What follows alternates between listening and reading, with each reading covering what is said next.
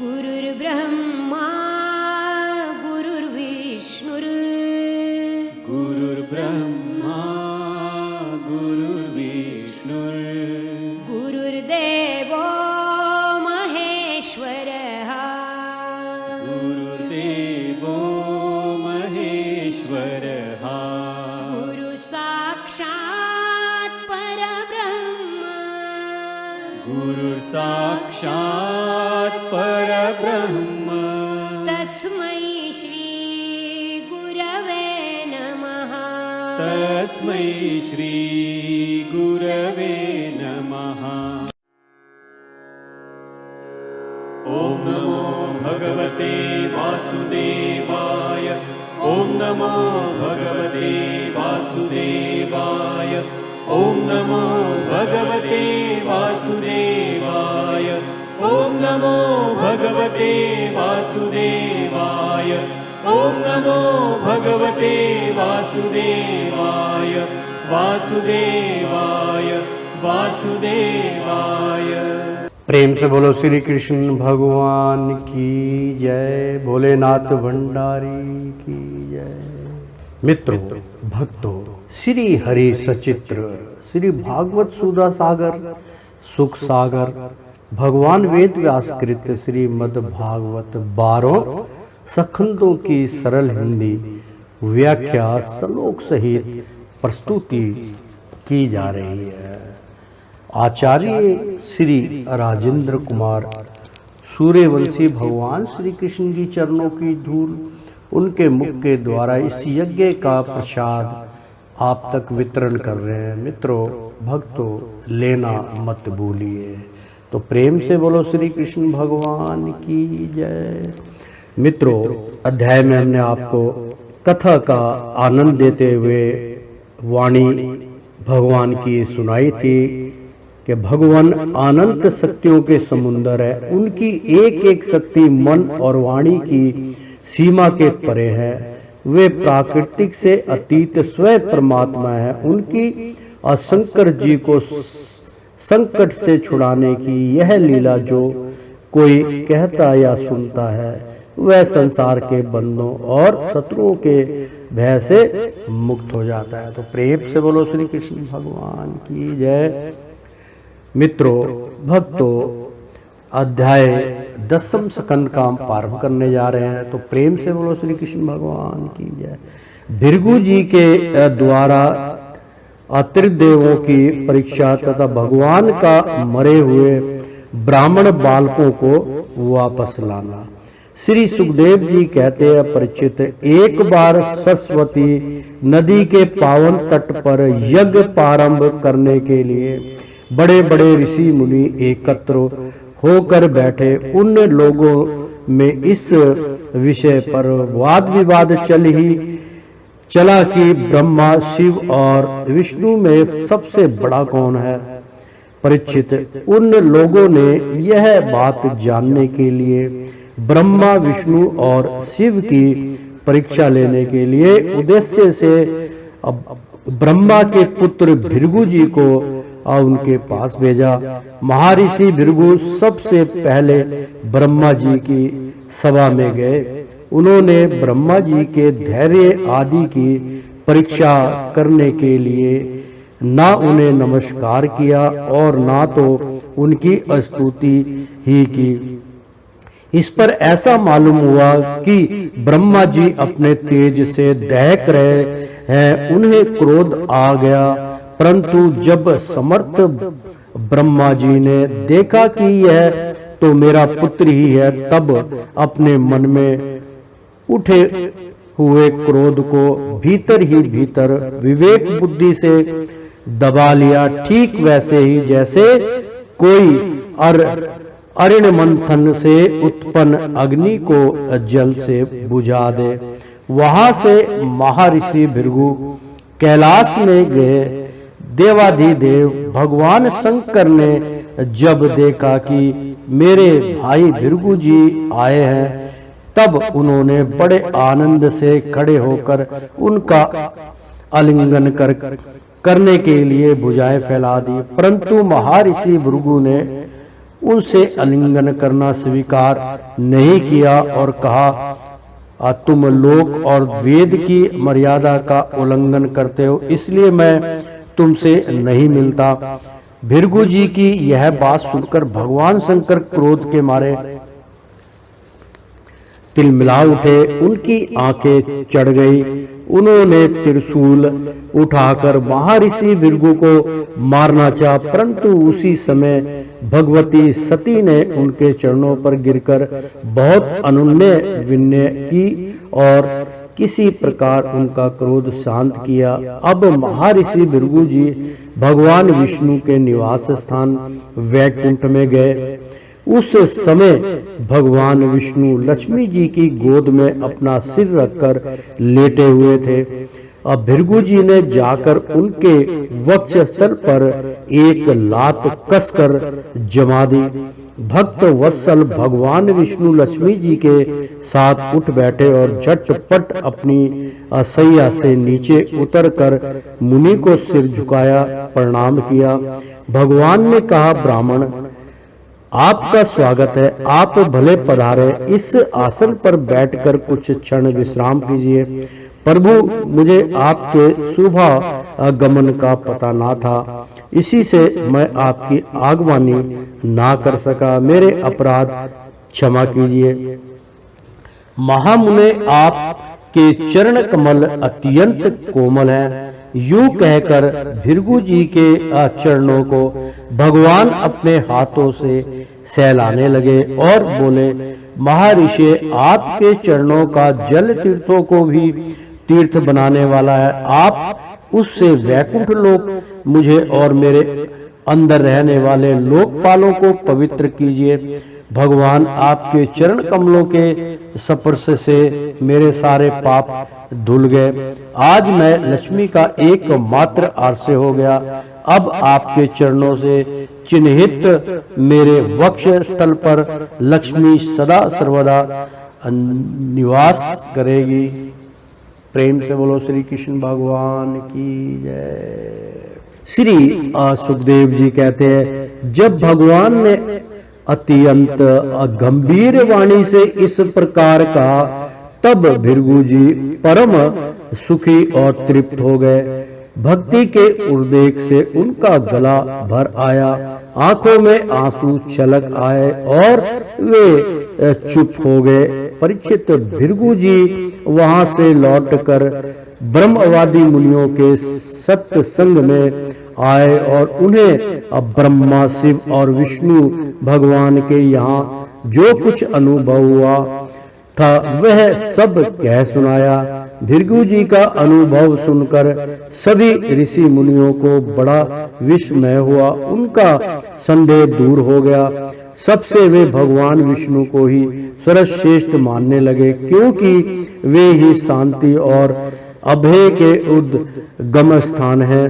भगवान विष्णु से ही साक्षात धर्म, ज्ञान, वैराग्य, 8 प्रकार के ऐश्वर्य और चित्त को शुद्ध करने वाला यश प्राप्त होता है। प्रेम से बोलो श्री कृष्ण भगवान की जय। बहुत सुंदर मित्रों प्रसंग चल रहा है, तीनों की परीक्षा हो रही है। मैं इसका उच्चारण करके थोड़ा बतलाता हूँ।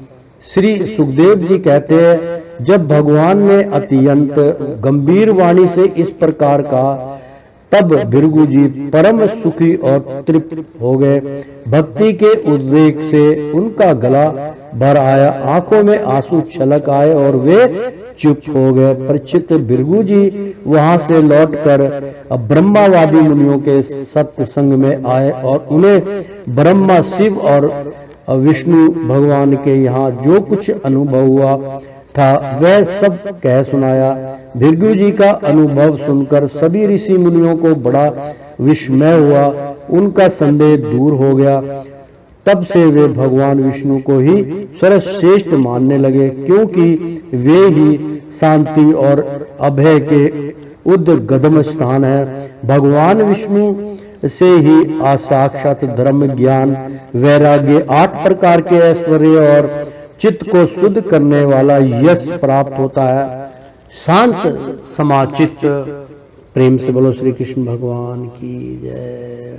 बहुत सुंदर आचरण चल रहा है। मैं इसका एक बार उच्चारण करके आपको बतलाता हूँ। भगवान विष्णु से ही साक्षात धर्म, ज्ञान, वैराग्य, 8 प्रकार के ऐश्वर्य और चित्त को शुद्ध करने वाला यश प्राप्त होता है। शांत समचित अक्षण और सबको अभय देने वाले साधु मुनियों की वे ही एकमात्र परम गति है, ऐसा सारे शास्त्र कहते हैं। उनकी प्रिय मूर्ति है सत्व और इष्ट देव हैं ब्राह्मण। निष्काम, शांत और निपुण बुद्धि, विवेक संपन्न पुरुष उनका भजन करते हैं। भगवान की गुणमयी माया ने राक्षस, असुर और देवता, उनकी ये 3 मूर्तियां बना दी हैं। इनमें सत्वमयी देव मूर्ति ही उनकी प्राप्ति का साधन है। वे स्वयं ही समस्त पुरुषार्थ स्वरूप हैं। श्री सुखदेव जी कहते हैं, परीक्षित, सरस्वती तट के ऋषियों ने अपने लिए नहीं, मनुष्य का संशय मिटाने के लिए ही ऐसा युक्ति रची थी। पुरुषोत्तम भगवान के चरण कमलों की सेवा करके उन्होंने उनका परम पद प्राप्त किया। सूत जी कहते हैं, सौनक आदि जी ऋषियों भगवान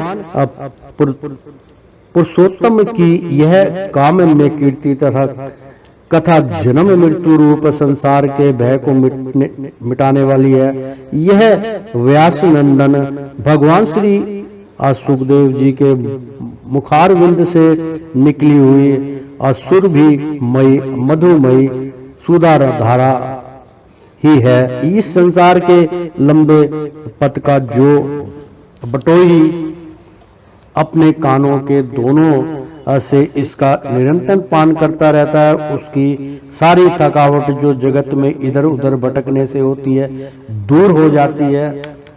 प्रेम से बोलो नारायण।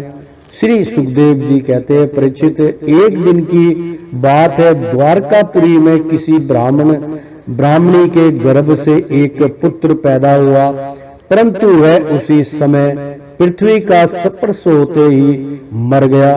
ब्राह्मण अपने बालक का मृत शरीर लेकर राजमहल के द्वार पर गया और वहां उसे रखकर अत्यंत आतुरता और दुखी मन से विलाप करता हुआ ये कहने लगा, इसमें संदेह नहीं है कि ब्राह्मण द्रोही, द्रुत, कृपण और विषयी राजा के कर्म दोष से ही मेरे बालक की मृत्यु हुई है।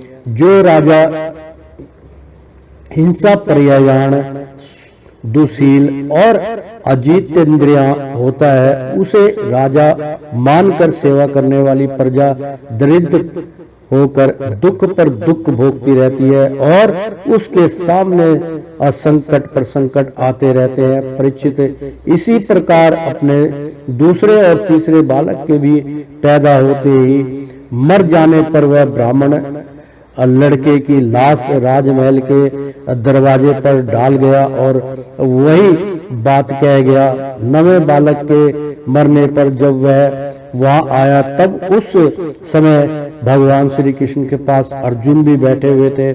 उन्होंने ब्राह्मण की बात सुनकर उससे कहा, ब्राह्मण, आपके निवास स्थान द्वारका में कोई धनुषधारी क्षत्रिय नहीं है। क्या मालूम होता है कि ये यदुवंशी ब्राह्मण है और प्रजापालक का प्रतित्याग करके किसी यज्ञ में बैठे हुए हैं। जिनके राज्य में धन, स्त्री अथवा पुत्रों से वियुक्त होकर ब्राह्मण दुखी होते हैं, वे क्षत्रिय नहीं है। क्षत्रिय के वेश में पेट पालने वाले नट हैं, उनका जीवन व्यर्थ है। भगवान, मैं समझता हूँ कि आप स्त्री पुरुष अपने पुत्रों की मृत्यु से दीन हो रहे हो। मैं आपकी संतान की रक्षा करूंगा। यदि मैं अपनी प्रतिज्ञा पूरी ना कर सका तो आग में कूदकर जल जाऊंगा और जल मरूंगा और इस प्रकार मेरे पाप का प्रायश्चित हो जाएगा। ब्राह्मण ने कहा, अर्जुन, यहाँ बलराम जी भगवान श्री कृष्ण धनुषधार शिरोमणि है, प्रद्युम्न, आदित्य, योद्धा, अनिरुद्ध भी जब बालकों की रक्षा करने में समर्थ नहीं है, इस जगदीश्वरों के लिए भी यह काम कठिन हो रहा है, तब तुम इसे कैसे करना चाहते हो? सचमुच यह तुम्हारी मूर्खता है। हम तुम्हारी इस बात पर बिल्कुल विश्वास नहीं करते। अर्जुन ने कहा, ब्राह्मण, मैं बलराम श्री कृष्ण अथवा प्रद्युम्न नहीं हूँ, मैं हूँ अर्जुन, जिसका गांडीव नामक धनुष विख्यात है। ब्राह्मण देवता, आप मेरे बल पौरुष का तिरस्कार मत कीजिए। आप जानते नहीं, मैं अपने पराक्रम से भगवान शंकर को संतुष्ट कर चुका हूँ। भगवान, मैं आपसे अधिक क्या कहूँ, मैं युद्ध में साक्षात मृत्यु को भी जीतकर आपकी संतान ला दूंगा। परीक्षित, जब अर्जुन ने उस ब्राह्मण को इस प्रकार विश्वास दिलाया, तब वह लोगों से उनके बल पौरुष का बखान करता हुआ बड़ी प्रसन्नता से अपने घर लौट गया। और प्रसव का समय निकट आने पर ब्राह्मण आतुर होकर अर्जुन के पास आया और कहने लगा, इस बार तुम मेरे बच्चे को मृत्यु से बचा लो। यह सुनकर अर्जुन ने शुद्ध जल से आचमन किया तथा भगवान शंकर को नमस्कार किया। फिर दिव्य शास्त्रों का स्मरण किया और गांडीव धनुष पर डोरी चढ़ाकर उसे हाथ में ले लिया। अर्जुन ने बाणों को अनेक प्रकार के अस्त्र मंत्रों से आमंत्रित करके प्रसव गृह को चारों ओर से घेर दिया। इस प्रकार उन्होंने सूती कागरा के ऊपर नीचे अगल बगल बाणों का एक पिंजरा सा बना दिया। मित्रों यहाँ पे एक बहुत सुंदर उच्चारण है, आपके समझ में नहीं आया इसलिए मैं समझा दूं। अर्जुन ने बाणों को अनेक प्रकार के अस्त्र मंत्रों से आमंत्रित करके प्रसव गृह को, जहां उस ब्राह्मण की पत्नी जो थी वो प्रसव में थी, यानी कि उसके पेट में बच्चा था, तो उस घर के अंदर वो विराजमान थी और उसके चारों तरफ अर्जुन ने बाणों से उसको घेर दिया था। किसी काल की भी हिम्मत नहीं है उनके बाणों को छिन्न भिन्न कर दे, तो चारों ओर से घेर दिया। इस प्रकार उन्होंने सूती का ग्रह के ऊपर नीचे अगल बगल बाणों का एक पिंजरा सा बना दिया। इसके बाद ब्राह्मणी के गर्भ से एक शिशु पैदा हुआ जो बार बार रो रहा था, परंतु देखते ही देखते वह शरीर आकाश में अंतर ध्यान हो गया। अब वह ब्राह्मण भगवान श्री कृष्ण के सामने ही अर्जुन की निंदा करने लगा। वह बोला, मेरी मूर्खता तो देखो, मैंने इस नपुंसक की डींग भरी बातों पर विश्वास कर लिया। भला जिसे प्रद्युम्न, अनिरुद्ध, यहाँ तक के बलराम और भगवान श्री कृष्ण भी ना बचा सके, उसकी रक्षा करने में और कौन समर्थ है। मिथ्यावादी अर्जुन को धिक्कार है, अपने मुंह अपनी बड़ाई करने वाले अर्जुन के धनुष को धिक्कार है। इसकी दुर्बुद्धि तो देखो, यह मूढ़तावश उस बालक को लौटा लाना चाहता है जिसे अपराध ने हमसे अलग कर दिया है। जब वह ब्राह्मण इस प्रकार उन्हें भला बुरा कहने लगा, तब अर्जुन योग बल से तत्काल संयमनीपुरी में गए, जहाँ भगवान यमराज निवास करते हैं। वहां उन्हें ब्राह्मण का बालक नहीं मिला। फिर वे शस्त्र लेकर क्रम से इंद्र, अग्नि, नेतृत्ति, सोम, वायु और वरुण आदि की पुरियों में, अतलादि नीचे के लोकों में, स्वर्ग से ऊपर के महलों का आदि में एवं अन्य स्थानों में गए, परंतु कहीं भी उन्हें ब्राह्मण का बालक ना मिला। उनकी प्रतिज्ञा पूरी ना हो सकी। अब उन्होंने अग्नि में प्रवेश करने का विचार किया, परंतु भगवान श्री कृष्ण ने उन्हें ऐसा करने से रोकते हुए कहा, भाई अर्जुन, तुम अपने आप अपना तिरस्कार मत करो। मैं तुम्हें ब्राह्मण के सब बालक अभी दिखाई देता हूँ। आज जो लोग तुम्हारी निंदा कर रहे हैं वे ही फिर हम लोगों की निर्मल कीर्ति की स्थापना करेंगे। सर्वशक्तिमान भगवान श्री कृष्ण इस प्रकार समझा बुझाकर अर्जुन के साथ अपने दिव्य रथ पर सवार हुए और पश्चिम दिशा को प्रस्थान किया। उन्होंने साथ साथ पर्वतों वाले 7 द्वीप, 7 समुन्दर और लोकालोक पर्वत को लांग कर घोर अंधकार में प्रवेश किया। परीक्षित, वह अंधकार इतना घोर था कि उसमें सभ्य, सुग्रीव, मेघपुरुष और बलहाहक नाम के चारों घोड़े अपना मार्ग भूलकर इधर उधर भटकने लगे। उन्हें कुछ सूझता ही ना था। योगेश्वर के भी परमेश्वर भगवान श्री कृष्ण ने घोड़ों की यह दशा देखकर अपने असहस्त्र सहस्त्र सूर्यों के समान तेजस्वी चक्र को आगे चलने की आज्ञा दी।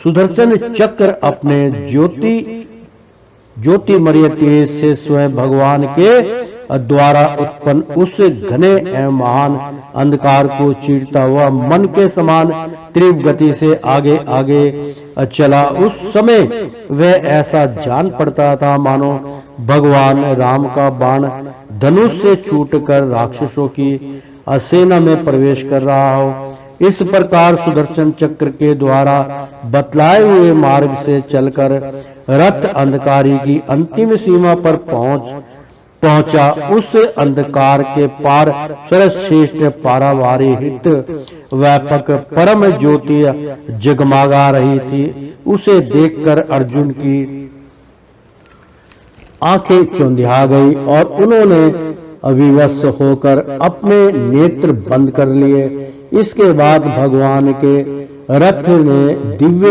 जलाराशि में प्रवेश किया। बड़ी तेज आंधी चलने के कारण उस जल में बड़ी बड़ी तरंगे उठ रही थी जो बहुत ही भली मालूम होती थी। वहां एक बड़ा सुंदर महल था। उसमें मणियों के सहस्त्र खंबे चमक चमक कर उसकी शोभा बढ़ा रहे थे और उसके चारों ओर बड़ी उज्जवल ज्योति फैल रही थी। उसी महल में भगवान शेष जी विराजमान थे। उनका शरीर अत्यंत भयानक और अद्भुत था। उनके सहस्त्र सिर थे और प्रत्येक फण पर सुंदर सुंदर मणियां जगमगा रही थी। प्रत्येक सिर में दो दो नेत्र थे और वे बड़े ही भयंकर थे। उनका संपूर्ण शरीर कैलाश के समान अश्वेत वर्ण का था और गला तथा जीभ नीले रंग की थी। परीक्षित, अर्जुन ने देखा कि शेष भगवान की सुखमयी सैया पर सर्वव्यापक महान प्रभावशाली परम पुरुषोत्तम भगवान विराजमान है। उनके शरीर की क्रांति वर्षा कालीन मेघ के समान श्याम मल है। अत्यंत सुंदर पीला वस्त्र धारण किए हुए है। मुख पर प्रसन्नता खेल रही है और बड़े बड़े नेत्र बहुत ही सुहावने लगते हैं। बहुमूल्य मणियों से जड़ित मुकुट और कुंडलों की क्रांति से सहस्त्रों घुंघराली अलकें चमक रही हैं। लंबी लंबी सुंदर 8 भुजाएं, गले में कौस्तुभ मणि है, वक्षस्थल पर श्रीवास्तव का चिन्ह है और घुटनों तक वनमाला लटक रही है। अर्जुन ने देखा कि उनके नंद सुनंद आदि अपने पार्षद चक्र सुदर्शन आदि अपने मूर्तिमान आयुध तथा पुष्टि श्री कीर्ति और अजा ये चारों शक्तियां एवं संपूर्ण सिद्धियां ब्रह्म आदि लोकपालों के आदेश्वर भगवान की सेवा कर रही हैं। परीक्षित, भगवान श्री कृष्ण ने अपने ही स्वरूप श्री अनंत भगवान को प्रणाम किया। अर्जुन उनके दर्शन से कुछ भयभीत हो गए थे। श्री कृष्ण के बाद उन्होंने भी उनको प्रणाम किया और ये दोनों हाथ जोड़कर खड़े हो गए। अब ब्रह्म आदि लोकपालों के स्वामी भूमा पुरुष ने मुस्कुराते हुए मधुर एवं गंभीर वाणी से कहा, श्री कृष्ण और अर्जुन, मैंने तुम दोनों को देखने के लिए ही ब्राह्मण के बालक अपने पास मंगा लिए थे। तुम दोनों ने धर्म की रक्षा के लिए मेरी कलाओं के साथ पृथ्वी पर अवतार ग्रहण किया है। पृथ्वी के भार रूप दैत्यों का संहार करके शीघ्र से शीघ्र तुम लोग फिर मेरे पास लौट आओ। तुम दोनों ऋषिवर नर और नारायण हो। यद्यपि तुम पूर्ण काम और सर्वश्रेष्ठ हो, फिर भी जगत की स्थिति और लोक संग्रह के लिए धर्म का आचरण करो। जब भगवान भूमा पुरुष ने श्री कृष्ण और अर्जुन को इस प्रकार आदेश दिया, तब उन लोगों ने उसे स्वीकार करके उन्हें नमस्कार किया और बड़े आनंद के साथ ब्राह्मण बालकों को लेकर जिस रास्ते से जिस प्रकार आए थे उसी से वैसे ही द्वारका में लौट आए। ब्राह्मण के बालक अपनी आयु के अनुसार बड़े बड़े हो गए थे। उनका रूप और आकृति वैसे ही थी जैसे उनके जन्म के समय थी। उन्हें भगवान श्री कृष्ण और अर्जुन ने उनके पिता को सौंप दिया। भगवान विष्णु के उस परम धाम को देखकर अर्जुन के आश्चर्य की सीमा ना रही। उन्होंने ऐसा अनुभव किया कि जीवों में जो कुछ बल पौरुष है वह सब भगवान श्री कृष्ण की ही कृपा का फल है। परीक्षित, भगवान ने और भी ऐसी अनेकों ऐश्वर्य और वीरता से परिपूर्ण लीलाएं की। लोक दृष्टि में साधारण लोगों के समान शारीरिक विषयों का यानी कि संसारिक विषयों का भोग किया और बड़े बड़े महाराजाओं के समान श्रेष्ठ श्रेष्ठ यज्ञ किए। भगवान श्री कृष्ण ने आदर्श महापुरुषों का सा आचरण करते हुए ब्राह्मण आदि समस्त प्रजा वर्गों के सारे मनोरथ पूर्ण किए।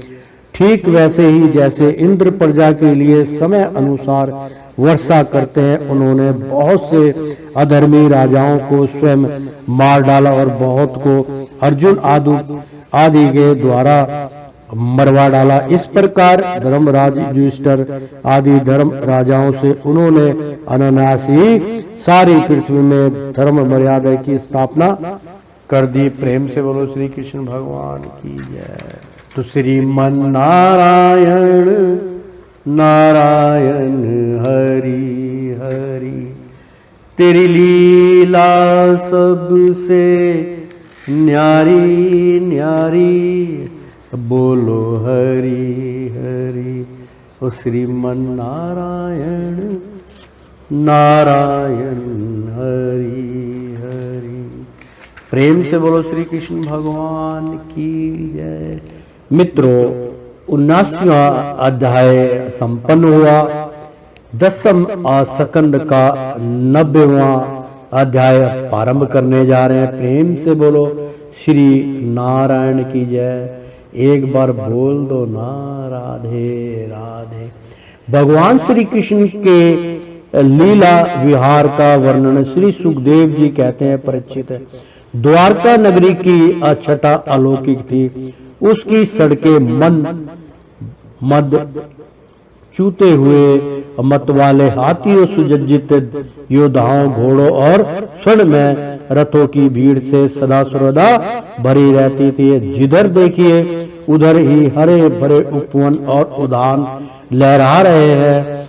पात के पात वृक्ष फूलों से लदे हुए हैं, उन पर बैठकर भौरे गुनगुना रहे हैं और तरह तरह के पक्षी कलरव कर रहे हैं। वह नगरी सब प्रकार की संपत्तियों से भरपूर थी। जगत के श्रेष्ठ और यदुवंशी उनका सेवन करने में अपना सौभाग्य मानते थे। वहां की स्त्रियां सुंदर वेशभूषा से विभूषित थी और उनके अंग अंग से जवानी की छटा छिटकती रहती थी। वे सब अपने महलों में गेंद आदि के खेल खेलती और उनका कोई अंग कभी दिख जाता तो ऐसा जान पड़ता मानो बिजली चमक रही है। लक्ष्मीपति भगवान की यह अपनी नगरी द्वारका थी, इसी में वे निवास करते थे। भगवान श्री कृष्ण 16,000 से अधिक पत्नियों के एकमात्र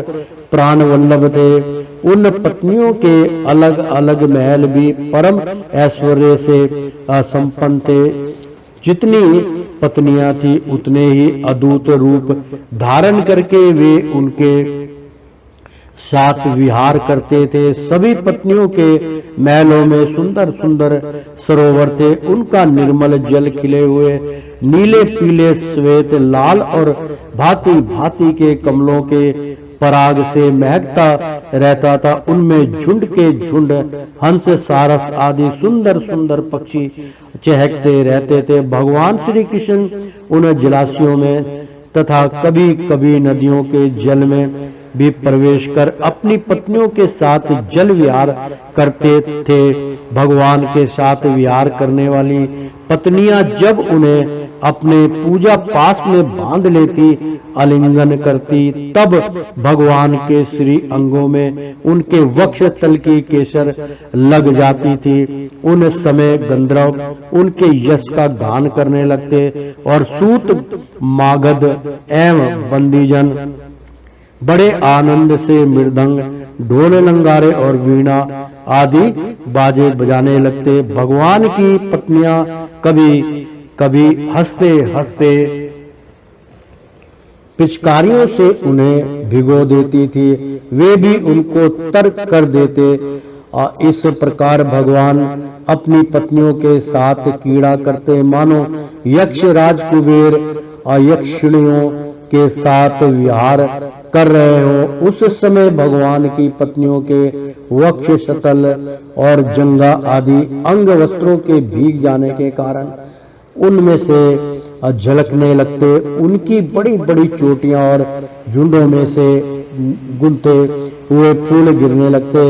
वे उन्हें भिगोते भिगोते पिचकारी छीन लेने के लिए उनके पास पहुंच जाती और इसी बहाने अपने प्रीतम का आलिंगन कर लेती। उनके स्पर्श से पत्नियों के हृदय में प्रेम भाव की अभिवृद्धि हो जाती, जिससे उनका मुख कमल खिल उठता। ऐसे अवसरों पर उनकी शोभा और भी बढ़ जाया करती। उस समय भगवान श्री कृष्ण की वनमाला उन रानियों के वक्ष तल पर लगी हुई केसर के रंग से रंग जाती। विहार में अत्यंत मगन हो जाने के कारण घुंघराली अलके उन्मुक्त भाव से लहराने लगती है। वे अपनी रानियों को बार बार भिगो देते और रानियां भी उन्हें सारोभोर कर देती। भगवान श्री कृष्ण उनके साथ इस प्रकार विहार करते, मानो कोई गजराज हथनियों से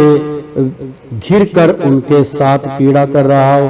भगवान श्री कृष्ण और उनकी पत्नियां कीड़ा करने के बाद अपने अपने वस्त्राभूषण उतार कर उन नटों और नर्तकियों को दे देते, उन जिनकी जीविका केवल गाना बजाना ही है। परीक्षित, भगवान इसी प्रकार उनके साथ विहार करते रहते। उनकी चाल ढाल, बातचीत, चितवन, मुस्कान, हास्य विलास और आलिंगन आदि से रानियों की चित्त वृत्ति उन्हीं की ओर खिंची रहती। उन्हें और किसी बात का स्मरण ही ना होता। परीक्षित, रानियों के जीवन स्वर उनके एकमात्र हृदयेश्वर भगवान श्री कृष्ण ही थे। वे कमल नयन श्याम सुंदर के चिंतन में ही इतनी मगन हो जाती कि कई देर तक तो चुप हो रहती और फिर उन्मत्त के समान असंबद्ध बातें करने लगती। कभी कभी तो भगवान श्री कृष्ण की उपस्थितियों में ही प्रेमना माद के कारण उनके विरह का अनुभव करने लगती थी और ना जाने क्या क्या कहने लगती थी। मैं उनकी बात तुम्हें सुनाता हूँ। प्रेम से बोलो श्री कृष्ण भगवान की जय। रानियां कहती थी, अरे कुरूरी, अब तो बड़ी रात हो गई है, संसार में सब और सन्नाटा छा गया। देख, इस समय स्वयं भगवान अपना अखंड बोध छिपाकर सो रहे हैं और तुझे नींद ही नहीं आती है। तू इस तरह रात भर जगकर विलाप क्यों कर रही है? सखी, कहीं कमल नयन भगवान के मधुर हास्य और लीला भरी उदार स्वीकृति सूचक चितवन से तेरा हृदय भी हमारी ही तरह विंग तो नहीं गया है? अरे चकवी, तूने रात के समय अपने नेत्र क्यों बंद कर लिए हैं? क्या तेरे पति देव कहीं विदेश चले गए हैं कि तू इस प्रकार करुण स्वर से पुकार रही है?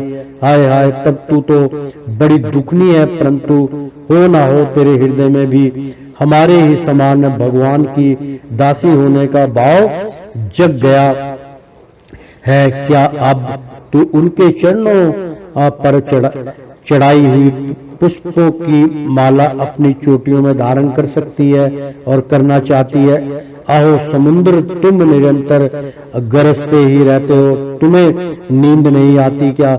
जान पड़ता है तुम्हें सदा जागते रहने का रोग लग गया है, परंतु नहीं, हम समझ गई हमारे प्यारे श्याम सुंदर ने तुम्हारे धैर्य, गंभीर्य आदि सब अभिमान भाविक गुण छीन लिए हैं। क्या इसी से तुम हमारे ही समान ऐसी विवेदी के शिकार हो गए हो जिसकी कोई दवा नहीं है? चंद्रदेव, तुम्हें बहुत बड़ा रोग राज्य क्षमा हो गया है, इसी से तुम इतने क्षीण हो रहे हो। अरे राम राम, अब तुम अपनी किरणों से अंधेरा भी नहीं हटा सकते क्या? हमारी ही भांति हमारे प्यारे श्याम सुंदर की मीठी मीठी रहस्य की बातें भूल जाने के कारण तुम्हारी बोलती बंद हो गई है क्या? उसी की चिंता से तुम मौन हो गए या हो रहे हो? मलयानिन, हमने तेरा क्या बिगाड़ा है जो तू हमारे हृदय में काम का संचार कर रहा है? अरे तू नहीं जानता क्या भगवान की तिरछी चितवन से हमारा हृदय तो पहले से ही घायल हो गया है। श्रीमन मेघ, तुम्हारे शरीर का सौंदर्य तो हमारे प्रीतम जैसा ही है, अवश्य ही तुम यदुवंश शिरोमणि भगवान के परम प्यारे हो, तभी तो तुम हमारी ही भांति प्रेम पास में बंधकर उनका ध्यान कर रहे हो। देखो देखो, तुम्हारा हृदय चिंता से भर रहा है, तुम उनके लिए अत्यंत उत्कंठित हो रहे हो तथा तो बार बार उनकी याद करके हमारी ही भांति आंसुओं की धारा बहा रहे हो। श्याम मंदन, सचमुच घनश्याम से नाता जोड़ने पर बैठे पीड़ा मोल लेना है। रे कोयल, तेरे गला बड़ा ही सुरीला है, मीठी बोली बोलने वाले हमारे प्राण प्यारे के समान ही मधुर स्वर से तू बोलती है। सचमुच तेरी बोली में सुधा धूली हुई है, जो प्यारे के विरह से मरे हुए प्रेमियों को जिलाने वाली है। तू ही बता, इस समय हम तेरा क्या प्रिय करें? प्रिय वर्त, तुम तो बड़े उदार विचार के हो, तुमने ही पृथ्वी को भी धारण कर रखा है। ना तुम हिलते डुलते और ना कुछ कहते सुनते हो। जान पड़ता है कि किसी बड़ी बात की चिंता में मगन हो रहे हो। ठीक है, हम समझ गई, तुम हमारी ही भांति चाहते हो कि अपने सतलों के समान बहुत से सैकड़ों पर मैं ही भगवान श्याम सुंदर के चरण कमल धारण करूं। समुद्र, पत्नी नदियों, यह भीषण ऋतु है, तुम्हारे कुंड सूख गए, अब तुम्हारे अंदर खिले हुए कमलों का सौंदर्य नहीं दिखता, तुम बहुत दुबली पतली हो गई हो। जान पड़ता है जैसे हम अपने प्रीतम श्याम सुंदर की प्रेम भरी चितवन ना पाकर अपना हृदय खो बैठी है और अत्यंत दुबली पतली हो गई है, वैसे ही तुम भी मेघों के द्वारा अपने प्रीतम समुद्र का जल ना पाकर ऐसी दीनहीन हो गई हो। हंस, आओ आओ, पहले भले आओ आए, स्वागत है, आसन पर बैठो, लो दूध पियो। प्रिय हंस, श्याम सुंदर की कोई बात तो सुनाओ, हम समझती हैं कि तुम उनके दूत हो। किसी के वश में ना होने वाले श्याम सुंदर सकुशल तो है ना? अरे भाई, उनकी मित्रता तो बड़ी आस्तित्र है, क्षण भरगुण भी है। एक बात तो बतलाओ, उन्होंने हमसे कहा था कि तुम ही हमारी परम प्रीतमा हो, क्या अब उन्हें यह बात याद है? जाओ, हम तुम्हारी अनुनय विनय नहीं सुनती। जब वे, प्रेम से बोलो श्री कृष्ण भगवान की जय, जब वे हमारी परवाह नहीं करते तो हम उनके पीछे क्यों मरे? क्षुद्र के दूत, हम उनके पास नहीं जाती।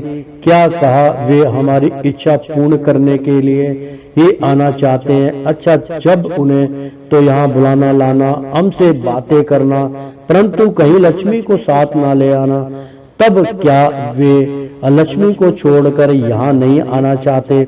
यह कैसी बात है? क्या स्त्रियों में लक्ष्मी ही एक ऐसी है जिनका भगवान से अनन्य प्रेम है? क्या हमसे कोई एक भी वैसी नहीं है?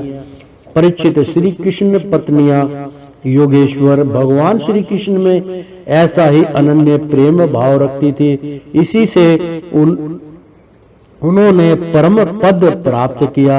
भगवान श्री कृष्ण की लीलाएं अनेकों प्रकार से अनेकों गीतों द्वारा गान की गई है। वे इतनी मधुर, इतनी मनोहर है कि उनके सुनने मात्र से स्त्रियों का मन बालात उनकी ओर खिंच जाता है। फिर जो स्त्रियां उन्हें अपने नेत्रों से देखती थी, उनके संबंध में तो कहना ही क्या है। जिन बड़भाग्नि स्त्रियों ने सद्गुरु भगवान श्री कृष्ण को अपना पति मानकर परम प्रेम से उनके चरण कमलों को सहलाया, उन्हें नहलाया, धुलाया, खिलाया, पिलाया, तरह तरह से उनकी सेवा की, उनकी तपस्या का वर्णन तो भला किया ही कैसे जा सकता है। परीक्षित, भगवान श्री कृष्ण आप सत्य पुरुषों के एकमात्र आश्रय हैं। उन्होंने वेदोक्त धर्म का बार बार आचरण करके लोगों को यह बतला दिखला दिया कि घर ही धर्म, अर्थ और काम साधन का स्थान है। इसलिए वे ग्रह अस्तोचित श्रेष्ठ धर्म का आश्रय लेकर व्यवहार कर रहे थे। परीक्षित, मैं तुमसे कह ही चुका हूँ कि उनकी रानियों की संख्या थी 16,108। उन श्रेष्ठ स्त्रियों से रुक्मिणी आदि 8 पटरानियों और उनके पुत्रों का तो मैं पहले ही क्रम से वर्णन कर चुका हूँ। इनके अतिरिक्त भगवान श्री कृष्ण और कितनी पत्नियां थी, उनसे भी प्रत्येक 10 पुत्र उत्पन्न किए। यह कोई आश्चर्य की बात नहीं है, क्योंकि भगवान सर्वशक्तिमान और सत्य संकल्प हैं। भगवान के परम प्रकर्मी पुत्रों में 18 तो महारथी थे, जिनका यश सारे जगत में फैला हुआ था। उनके नाम मुझसे सुनो। प्रद्युम्न, अनिरुद्र, दीप्तिमान, भानु, साम, मधु, बृहदानु, चित्रभानु, विक्र, अरुण, पुष्कर, वेदबाहु, ऋतुदेव, सुंदरनंदन, चित्रबाहु, विरूप, कवि और न्याय घ्रोध, राजेंद्र। भगवान श्री कृष्ण के इन पुत्रों में भी सबसे श्रेष्ठ रुक्मिणी नंदन प्रद्युम्न जी थे। वे सब गुणों में अपने पिता के समान ही थे। महारथी प्रद्युम्न ने रुक्मिणी की कन्या से अपना विवाह किया था। उसी के गर्भ से अनिरुद्ध जी का जन्म हुआ। उनमें 10,000 हाथियों का बल था। रुक्मिणी के दौरहित्र अग्निरुद्र जी ने अपने नाना की पोती से विवाह किया। उसके गर्भ से वर्ज का जन्म हुआ। ब्राह्मणों के शाप से पैदा हुए मुसल के द्वारा यदुवंश का नाश हो जाने पर एकमात्र वे ही बचे रहते वर्ज के पुत्र है प्रतिबाहु के सुबाहु के शांतसेन और शांतसेन के शतसेन। परीक्षित, इस वंश में कोई भी पुरुष ऐसा ना हुआ जो बहुत सी संतान वाला ना हो, तथा जो निर्धन, अल्पायु और अल्प शक्ति हो। वे सभी ब्राह्मणों के भक्त थे। परीक्षित, यदुवंश में ऐसे यशस्वी और प्राक्रमिक पुरुष हुए हैं जिनकी गिनती भी हजारों वर्षों में पूरी नहीं हो सकती। मैंने ऐसा सुना है कि यदुवंश के बालकों को शिक्षा देने के लिए 3,88,00,000 आचार्य थे। ऐसी स्थिति में महात्मा यदुवंशियों की असंख्या तो बताई ही कैसे जा सकती है। स्वयं महाराज उग्रसेन के साथ एक नील यानी के लगभग एक नील बहुत होता है मित्रों, इकाई, ढाई, सैकड़ा, हजार, 10,000, लाख, 10 लाख, करोड़, 10 करोड़, अरब, 10 अरब, असंख्य, 10 असंख्य, यानी कि उसी को नील कहते हैं मित्रों। लगभग सैनिक रहते थे। परीक्षित प्राचीन काल में देवासुर संग्राम के समय बहुत से भयंकर आसुर मारे गए थे। वे ही मनुष्य में उत्पन्न हुए और बड़े घमंड से जनता को सताने लगे। उनका दमन करने के लिए भगवान की आज्ञा से देवताओं ने ही यदुवंश में अवतार लिया था। परीक्षित, उनके कुलों की संख्या 101 थी। वे सब भगवान श्री कृष्ण को ही अपना स्वामी एवं आदर्श मानते थे। जो यदुवंशी उनके अनुयायी थे, उनकी सब प्रकार से उन्नति हुई। यदि यदुवंशियों का चित्त इस प्रकार भगवान श्री कृष्ण में लगा रहता था कि उन्हें सोने, बैठने, घूमने फिरने, बोलने, खेलने और नहाने धोने आदि कामों में अपने शरीर की भी सुधि ना रहती थी। वे जानते ही ना थे कि हमारा शरीर क्या क्या कर रहा है। उनकी समस्त शारीरिक क्रियाएं यंत्र की भांति अपने आप होती रहती थी। परीक्षित, भगवान का चरण धोवन गंगा जी अवश्य ही समस्त तीर्थों में महान एवं पवित्र है, परंतु जब स्वयं परम तीर्थ स्वरूप भगवान ने ही यदुवंश में अवतार ग्रहण किया, तब तो गंगा जल की महिमा अपने आप ही उनके सुई सती तीर्थ की अपेक्षा कम हो गई। भगवान के स्वरूप की यह कितनी बड़ी महिमा है कि उनसे प्रेम करने वाले भक्त और द्वेष करने वाले शत्रु दोनों ही उनके स्वरूप को प्राप्त हुए। जिस लक्ष्मी को प्राप्त करने के लिए बड़े बड़े देवता यत्न करते रहते हैं, वे ही भगवान की सेवा में नित्य निरंतर लगी रहती है। भगवान का नाम एक बार सुनने अथवा उच्चारण करने से ही सारे मंगलों को नष्ट, अमंगलों को नष्ट कर देता है। ऋषियों के वसंजों में जितने भी धर्म प्रचलित हैं, सबके संस्थापक भगवान श्री कृष्ण ही है। वे अपने हाथ में काल स्वरूप चक्र लिए रहते हैं। परीक्षित, ऐसी स्थिति में भी पृथ्वी का भार उतार देते हैं। यह कौन बड़ी बात है। भगवान श्री कृष्ण ही समस्त जीवों के आश्रय स्थान है। यद्यपि वे सदा सर्वदा सर्वत्र उपस्थित ही रहते हैं, फिर भी कहने के लिए उन्होंने देवकी जी के गर्भ से जन्म लिया। यदुवंशी वीर पदार्थों के रूप में उनकी सेवा करते रहते। उन्होंने अपने अभुज से अधर्म का अंत कर दिया है। परीक्षित, भगवान स्वभाव से ही चराचर जगत का दुख मिटाते रहते हैं। उनका मंद मुस्कान से युक्त सुंदर मुखाविंद ब्रजवासियों और पुर स्त्रियों के हृदय में प्रेम भाव का संचार करता रहता है। वास्तव में सारे जगत पर वही विजयी है।